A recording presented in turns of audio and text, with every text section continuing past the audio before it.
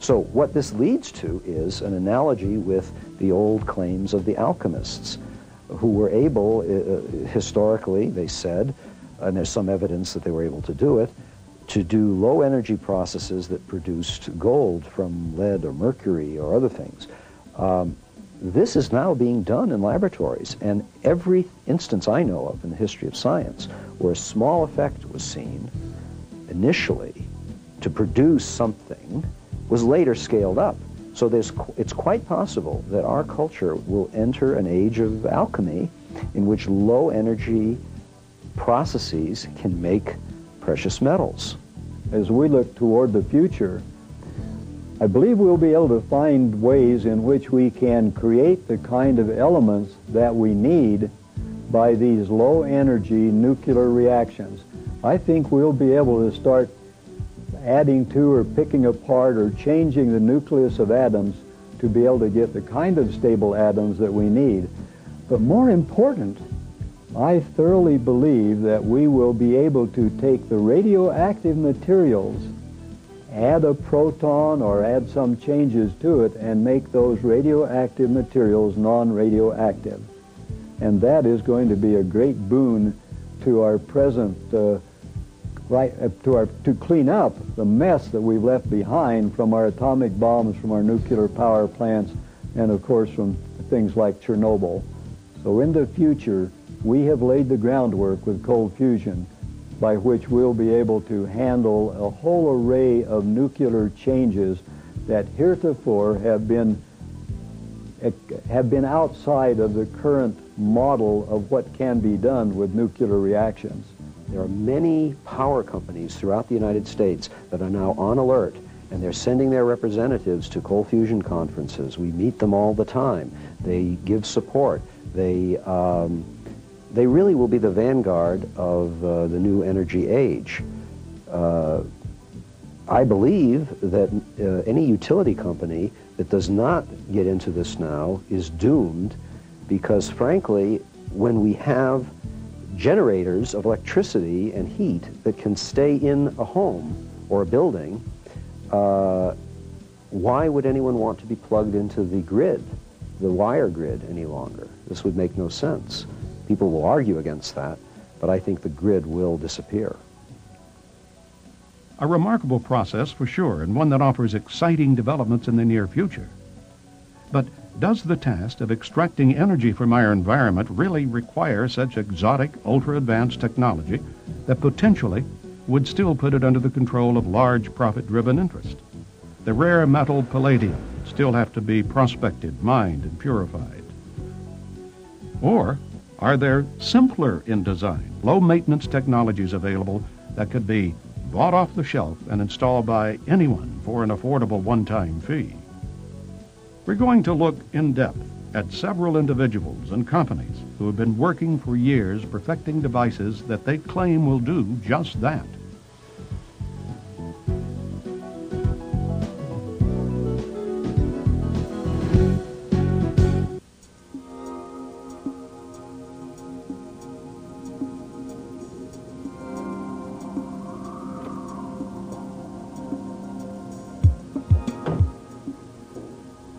No one person in the free energy field has been as determined and persistent as Mississippi inventor Joseph Newman.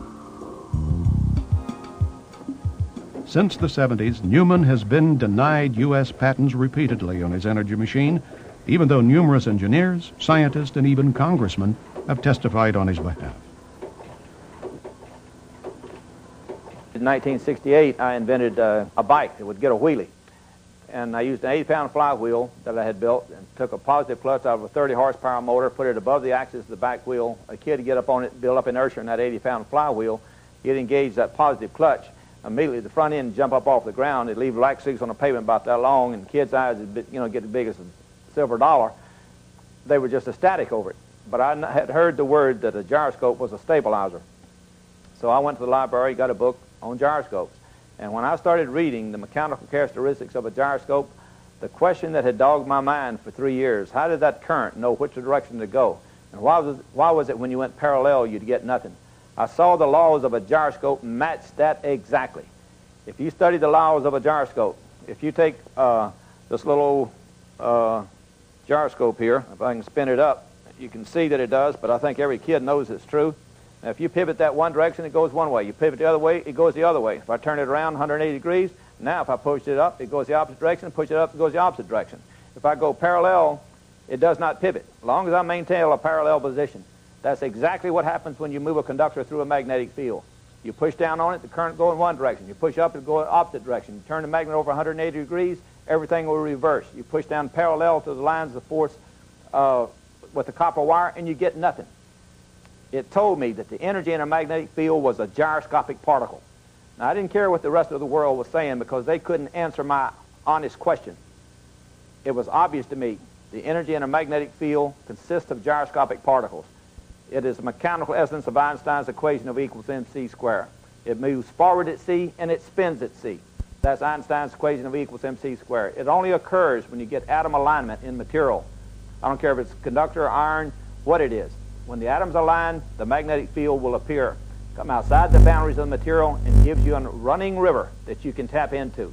And what I'm going to show you is an energy technology that's going to totally change your life, that the status quo power brokers have been fighting, and I'll show you the history of it. They didn't want you to have it, but you can see for yourself that this works. And the part of this for you to see it is to watch these meters, because these meters are going to show you that there's more power in this system than flows from this battery.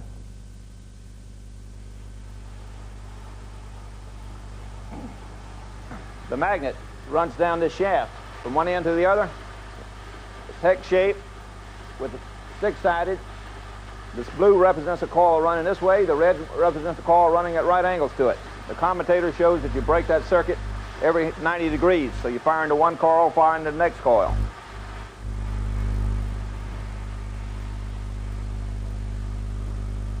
Now you notice this gets higher as it's running because the batteries start getting charged. Now this one's going from 200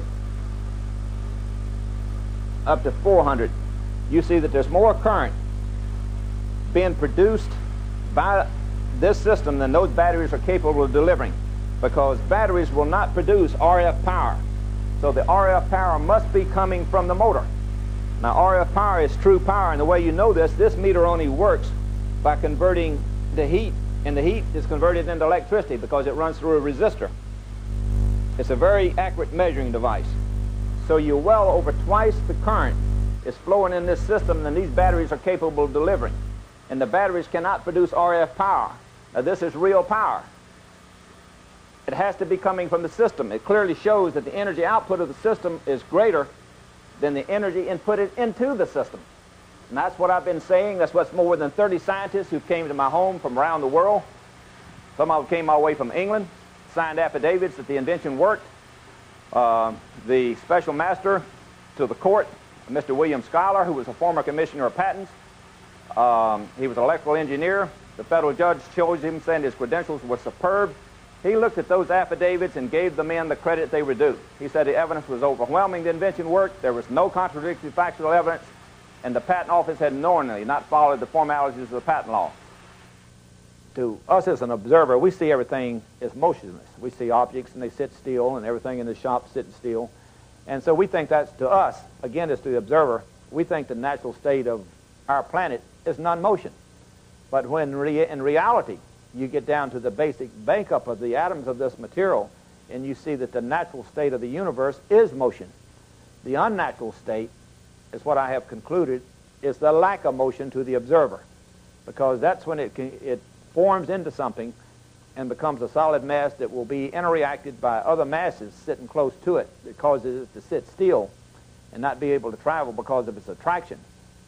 So we come along as the observer and we say the natural state of the planets and the universe is lack of motion.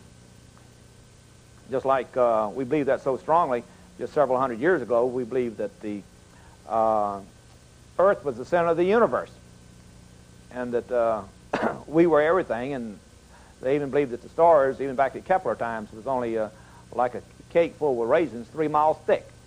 And the stars were little tiny raisins in it. And that was our bias and our prejudice based on what we saw, that everything should centralize around us. And I'm saying now we should open our eyes